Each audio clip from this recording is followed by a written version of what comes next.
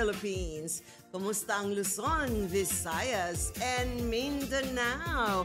This is your host, Marlene Craig of Kumusta Ka Bagong Pilipinas. Co-hosting with me today is Miss Rina Tolentino, na isang OFW from Singapore. It's really an amazing experience joining you here today. Here you go. Kumusta ka bagong Pilipinas? Fake news burnout and how to outsmart Facebook algorithm. Definitely, ang tinutumbok lang natin dyan is awareness, MK, kung paano tayo mag-identify ng fake news at hindi, at kung dapat bang i-share o hindi. May mga AI na pala na parang akala mo newscaster sila, tapos meron din silang magandang background.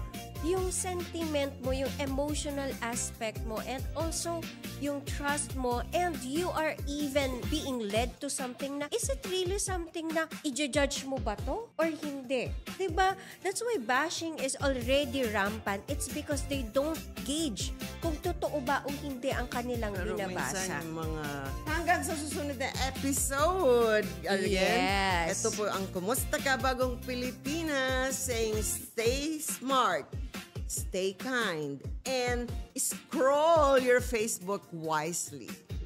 Kamusta ka?